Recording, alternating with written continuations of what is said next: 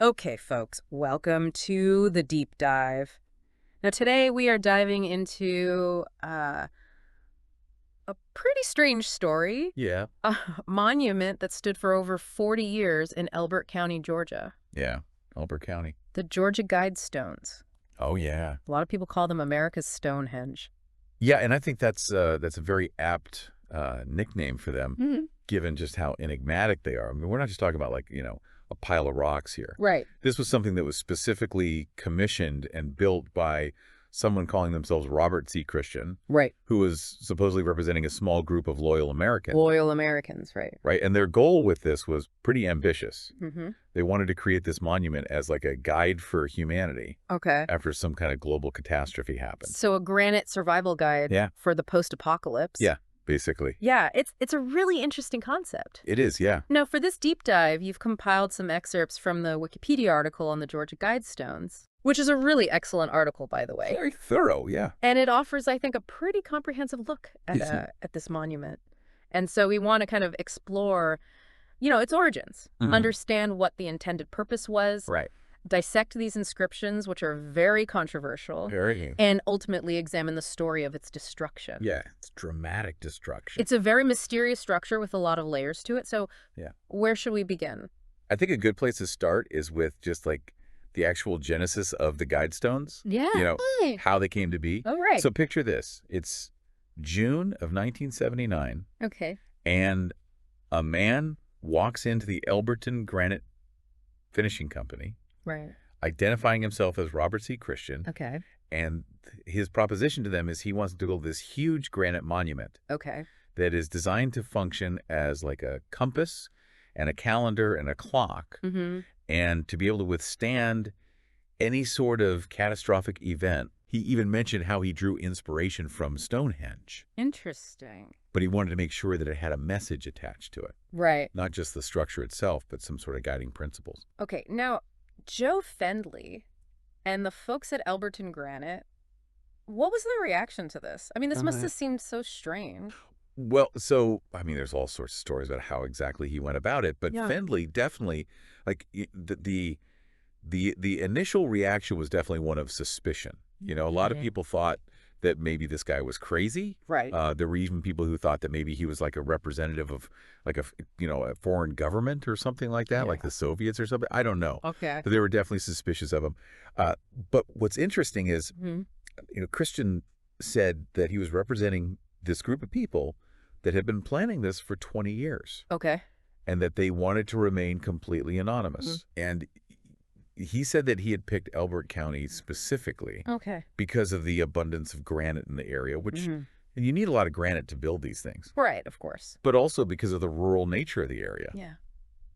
He liked that it was kind of out of the way, Okay. a mild climate, and he actually even had family ties to the region. Oh, wow. So he had like a personal connection to it as well. That is interesting. Yeah. So it wasn't just random. No, not at all. So this deliberate secrecy, Right. this use of a pseudonym, Mhm. the swift acceptance of this high quote, Oh, yeah. it all really adds to this sense of mystery surrounding the whole project. It really does. Now, the total cost at the time was over $100,000, Right. which is about $400,000 today. Yeah. Huge amount of money, That's a lot of money. especially for a group that wants to remain anonymous. Right. You would think that they would want to keep it as low-key as possible, Mm-hmm. but I guess not. And Christian wasn't just operating on a whim. He came prepared. He had a detailed scale model Right. and 10 pages of specs outlining the monument. Absolutely. Yeah. Yeah, he knew exactly what he wanted. Wow. He went so far as to, like, purchase the 5-acre plot of land that it was going to be built on. Yeah. And he also granted the previous landowner and his descendants Oh, wow. lifetime cattle grazing rights on the property. What? It's kind of a weird stipulation. That is very strange. Yeah. Okay. Okay. So they have the right to graze their cattle on this property. Even though it has the Georgia Guidestones on it? Even though it had the Georgia Guidestones on it, yeah, it's in the deed. Wow. So, I mean, who knows why that is? Interesting. Maybe the previous landowner was just like a really good negotiator or something. I don't know. Maybe. But the location itself is also kind of interesting Okay. because it was a little bit secluded. It was off of Georgia State Route 77, about 7 miles north of Elberton. Okay. So it wasn't like right in the middle of town or anything. So it wasn't meant to be like a huge tourist attraction right away. Yeah, I think that they wanted it to be, you know, somewhat hidden but also accessible to Oh. those who knew where to look. Yeah. And I think that this level of meticulous planning really suggests that whoever was behind this was very serious about it. Yeah, they weren't messing around. Yeah, they were not messing around. So the unveiling was March 22nd, 1980, Right. and a couple of hundred people were there. Yeah, they said between 200 and 300 people attended the unveiling. Right. And a statement was read at the unveiling that was supposedly from the sponsors of the monument. Okay. And they talk about how the principles that were outlined on the stones were very simple and self-evident, Right. and that they should be accepted on their own merits without a whole lot of debate. So it sounds like they were anticipating some pushback. Yeah, I think that they knew that it was going to be controversial, Right. so they wanted to get ahead of that Oh. and just say, like, look, this is what it is, take it or leave it. Yeah. And then Christian later transferred ownership of the Guidestones Okay. and the land that they were on over to Elbert County. Right. So it became public property. Interesting. Yeah. And then in 1986, Okay. a book was published called Common Sense Renewed. Okay. And the author of this book was a guy named Robert Christian. Okay. And he claimed to be the originator and sole writer of the inscriptions on the Guidestones. So was this the same Robert Christian? Nobody knows. Okay. I mean, it very well could have been, Right. but there's also a chance that it was just somebody else. Using the same pseudonym. Right. You know, Yeah, or maybe trying to capitalize on the mystery surrounding it. So we have this mysterious figure, Robert C. Christian. Right. And we don't know if he is the same guy who wrote this book. Yeah. But if he is, the book offers a lot of potential insight It does, yeah. into, the thinking behind the Guidestones Absolutely. and this whole emphasis on a rational and impartial approach to solving these global problems, which I guess you could argue aligns with this whole Age of Reason theme. Absolutely, yeah. Now, by 2022, Right. these Guidestones had become a pretty recognizable landmark, despite all the debate surrounding them. Yeah. I mean, people came from all over the world. Yeah, to to see them 20,000 visitors a year. Yeah. I mean, they were a big tourist attraction for the area. Wow. So it really speaks to how effectively this monument was able to capture the public's attention, you know? And, that mystery, I think, fueled a lot of that interest. Oh, absolutely. And, of course, you have this documentary in 2015, Dark Clouds Over Elberton. Oh, yeah, I've seen that one. Yeah, I've seen it too. And they actually claim that they have identified the real R.C. Christian by following the money trail. That's interesting. Yeah. I haven't seen that one. But, I have to say, from the beginning, the reaction to the Guidestones was not all positive. Oh, no, not at all. There were a lot of local people Right. who viewed the monument with a lot of suspicion, calling it the devil's work. There was this local minister who publicly warned that there might be some occult activity going on there. Oh, yeah. Or even sacrifices. That's a bit much, I think. It does seem a little far-fetched, Yeah. but this really highlights the clash between the Guidestones and a lot of people's beliefs. Oh, yeah. I mean, it's understandable that people would be suspicious of something like that. Yeah. It's this big, mysterious monument Right. with these strange inscriptions on it. And, it wasn't just this kind of general sense of unease. Right. Sandblaster, who worked on the monument, Charlie Clamp. Right. He actually reported some strange things happening while he was speaking. Really? He said he heard the strange music and disjointed voices. Huh. That's creepy. Yeah. Like he was hearing voices in his head or something. I guess so. I don't know if this was just, some kind of psychological effect, working on this weird monument for long hours or something else entirely. Yeah. Who knows? But it definitely adds to the sense of strangeness it does. surrounding this whole thing. It's like the monument itself is cursed or something. Right. Now that unease that you're talking about, it Yeah. manifested in more concrete ways over the years. Right. In 2008, the stones were defaced with aerosol paint and graffiti, Right. including the phrase "Death to the New World Order." Oh, yeah. I remember hearing about that. Yeah. It was all over the news. And, this was described as the first significant act of vandalism Okay. against the Guidestones. So prior to that, it had been pretty much left alone.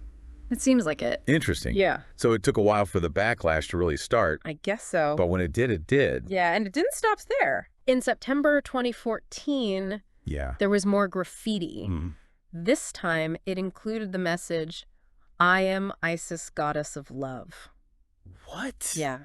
That's a strange one. Yeah, it is. I wonder what the motivation behind that was. I know. Like, what were they trying to say? And they actually called the FBI in to investigate this. Oh, wow. Yeah. They must take it pretty seriously then. I guess they did. Yeah. But after this, they did install security cameras at the site. Okay. So it seems like they knew that, this was something that they needed to take seriously. Yeah, well, I mean, especially with the FBI involved, they had to do something. But, fast forward to 2022, and the controversy surrounding the Guidestones kind of reached a whole new level when Candace Taylor, a candidate in the Georgia Republican gubernatorial primary, publicly called them satanic. Oh, yeah, I remember that. And she made it part of her platform to remove them. Right. She wanted to get rid of them. Yeah. And so this, brought the Guidestones back into this whole political arena in a really intense way. Absolutely. And so on the morning of July 6th, 2022, that's when it happened. Yeah. The Guidestones were heavily damaged by a bombing. Yeah, bombing. I mean, that's pretty crazy. It's intense. Yeah. The slab that had the Swahili and Hindi translations on it was completely destroyed. Right. And the capstone was also significantly damaged. Wow. And nearby residents reported hearing and feeling the explosions around 4 a.m. Yeah.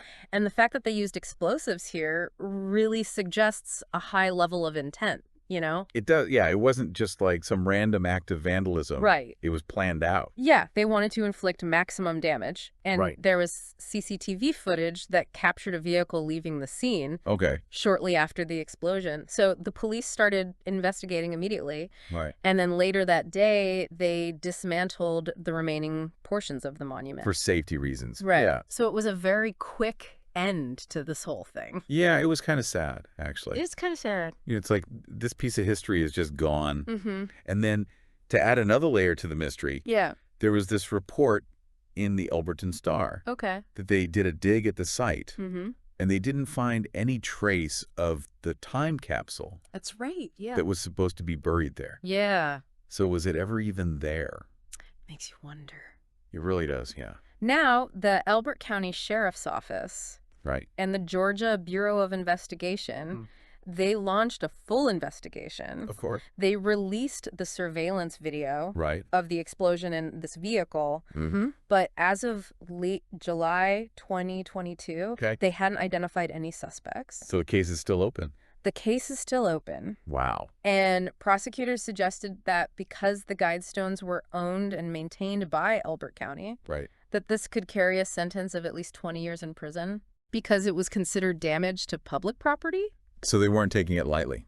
No, they were not. Interesting. Now, initially, Elberton Mayor Daniel Graves said that there were plans to rebuild the monument exactly as it was. Oh, wow. And that this could happen within 6 months to a year. Okay. So he seemed very optimistic. Yeah. But then in August 2022, the Elbert County Board of Commissioners, they voted to donate the remains of the monument to the Elberton Granite Association. And to return the land to the previous owner. And both the Granite Association and the City Council expressed some doubts about immediate reconstruction. So it seems like the initial enthusiasm kind of faded a little bit. Yeah, I guess it's understandable. Yeah. I mean, it was a very controversial monument. And I'm sure that there were a lot of people who didn't want to see it rebuilt. Right, and it probably would have been a huge target. Yeah, who's to say that they wouldn't have just blown it up again? Yeah. So this monumental structure that was meant to guide future generations through potential cataclysms was itself rather violently removed from the landscape. Kind of ironic. It is. Yeah. But let's talk about the inscriptions themselves, the message. The message. Because it's still something that is discussed today. So there were 10 guidelines engraved in 8 different languages. 8 different languages, wow. On these 4 main upright stones. And the languages were English, Spanish, Swahili, Hindi, Hebrew, Arabic, Chinese and Russian. Right. So they were trying to reach a wide audience. Yeah, a broad audience. Yeah. And they were collectively representing, a significant portion of the global population at the time that the monument was constructed. Right. Now the inclusion of Hebrew is interesting because of its religious significance in Judaism and Christianity, which seems kind of contradictory for something that people were calling satanic. Yeah, that's a good point. So it seems like the sponsors really wanted to create something that had global reach. Yeah, they were thinking big. Now, according to what we know, the sponsors' main intention was to provide a framework for humanity to sustainably manage the Earth's resources after some kind of large-scale catastrophe. Like a nuclear war or something. Right, which, at the time was a very real threat. It was, yeah. I mean, this was the Cold War. So. Right. And the Wikipedia article breaks these inscriptions down into 4 main themes. Governance and world government. Population and reproduction control. All right. Environment and nature. And spirituality. Okay. So pretty broad categories. Yeah. Covering a lot of ground. Right. So what do these inscriptions actually say? Let's dive into those. Okay. So the first one, and probably the most well-known and the most controversial, is maintain humanity under 500 million. 500 million. In perpetual balance with nature. Okay, so that's a pretty drastic population reduction. Right. I mean, we're talking about less than 10%? Yeah, it's a huge reduction. Of the current population. And so this immediately raises some questions, about how such a reduction would be achieved. Right. And what kind of world they envisioned after a catastrophe. Because, I mean, that's a huge question. Yeah. Like, how do you get rid of that many people? And who gets to decide? Exactly. And then the second guideline is guide reproduction wisely, improving fitness and diversity. So that also kind of gets into some dicey territory. Right. Talking about eugenics and controlled reproduction. It's not exactly the most popular topic. Not these days, no. And so these first 2 points were really the main drivers of a lot of the negative reaction to the Guidestones. Makes sense. I mean, it's pretty understandable. Now, the next few guidelines kind of shift gears a little bit. And talk more about societal organization and communication. So the third one says, unite humanity with a living new language. Oh, that's interesting. Yeah, and this suggests that they believed that a common language would be a powerful tool for fostering global understanding. Right, like a universal language that everyone could speak. Now, the fourth guideline says, rule passion, faith, tradition, and all things with tempered reason. Right, so very much like an Enlightenment kind of idea. Yeah. Reason over emotion, logic over faith, that kind of thing. Yeah, so very much in line with this age of reason. Yeah, absolutely. That's all over the monument. Then we move into the principles of governance. Okay. So number 5, protect people and nations with fair laws and just courts. Yeah, that's pretty straightforward. Rule of law. Yeah. Due process. Then number 6, let all nations rule internally, resolving external disputes in a world court. Right, so basically like a global system of arbitration instead of war. Yeah. That's kind of utopian. It is, a little bit. Yeah. Now, number 7 is a good one. Avoid petty laws and useless officials. Oh, yeah, I like that one. Yeah, it seems very relevant to it today. I mean, who needs all that bureaucracy? Yeah, and then number 8 says, balance personal rights with social duties. Okay. So this emphasizes the relationship between the individual and the community, which is, a classic concept in social and political philosophy. And it's something that we're still grappling with today. Absolutely. Trying to find that balance between individual freedom and the common good. Yeah. It's a tough one. Okay. The final 2 get a little bit more philosophical and touch on environmental themes. Okay. So number 9 says, prize truth, beauty, love seeking harmony with the infinite. Yeah, that's a good one. Yeah, I like that one. Yeah, very aspirational. Yeah. And then the last one is a stark warning. Okay. And it's repeated for emphasis. Wow. Be not a cancer on the earth. Leave room for nature. Leave room for nature. So they repeat that one. Yeah. Interesting. So that seems to be like a very important point to them. Yeah, the environment. Yeah. Now, when you take all of these inscriptions together, they paint a pretty specific picture. They do. Of the future that the sponsors envision.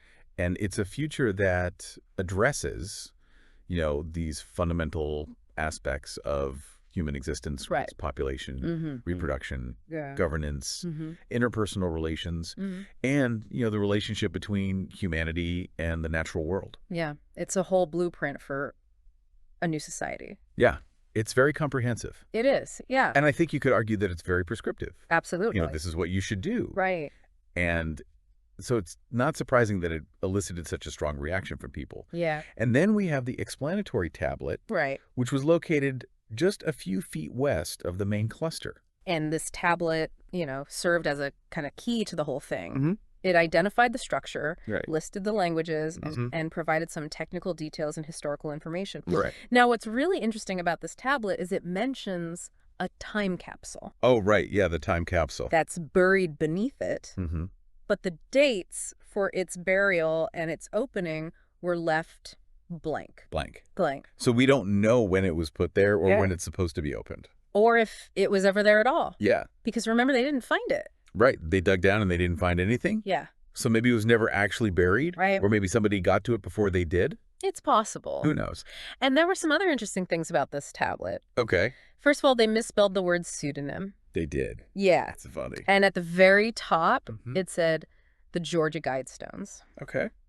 And then Center Cluster erected March 22nd, 1908. Right. And then below that, there's this square design. Okay. And inside the square, it says, "Let these be guidestones to an age of reason." All right. And this phrase is then translated into Babylonian, Classical Greek, Sanskrit, and Ancient Egyptian.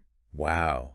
So they really wanted to emphasize this age of reason idea. Yeah. And they went all the way back to the ancients. Yeah, they did. And then the tablet also listed the astronomical features. Okay. It identified the author as R.C. Christian, a pseudonym, and the sponsors as a small group of Americans who seek the age of reason. Right. And then the section on the time capsule just said, placed 6 feet below this spot. Okay. On to be opened on. And then they left the dates blank? And they left the dates blank. That's so weird. So, we talked about the message. Right. Let's talk about the monument itself. Okay. The physical structure. The physical structure, right. Because it's pretty impressive. Oh, yeah. It was massive. Yeah. So the whole thing was over 19 feet tall. Wow. And weighed about 238,000 pounds. That's a lot of granite. That is a lot of granite. Yeah. Now, each of the 4 main upright stones was over 16 feet tall. Wow. And weighed over 42,000 pounds each. That's crazy. Yeah. I mean, how do they even move those things? I know, it's incredible. And then the central monolith was also over 16 feet tall. Right. But it weighed a little bit less. Okay. And then you have the capstone. Right, the capstone. The piece that sits on top of all the other stones. This was almost 10 feet long, 6.5 feet wide. Wow. And almost 1.5 feet thick. That's huge. Yeah, and it weighed about 25,000 pounds. That's insane. Yeah, even the supporting stones at the base were massive. So this was a seriously impressive structure. It was, yeah. Yeah. So in total, the monument was made up of 951 cubic feet of granite. Wow. And all of this granite came from the pyramid quarries, which are just a few miles west of Elberton. So it was all local granite? All local. Yeah. Now, the explanatory tablet also had this diagram that showed how the 8 languages were arranged on the stones. So it started with English on the north-facing stone, and then it went clockwise around the structure. Right. And the tablet also had directions to the Elberton Granite Museum and exhibit, which is kind of interesting. Yeah, I mean, it makes sense. Yeah, they're trying to promote the local granite industry. Yeah. But it's also kind of like, they're proud of this monument. Right. Even though it's so controversial. Yeah, it's definitely a point of pride for them. Yeah. Now, beyond just the physical presence of the guidestones and the inscriptions, they were also designed with some specific astronomical alignments in mind. Okay. So the 4 outer stones were oriented to mark the extremes of the 18.6-year lunar declination cycle. Okay, so that's pretty specific. It is. I mean, it sounds like they put a lot of thought into this. Yeah, and then the central column had this hole drilled through it. Okay. That was aligned with Polaris, the North Star. Okay, so like a celestial marker? Oh, right. Yeah.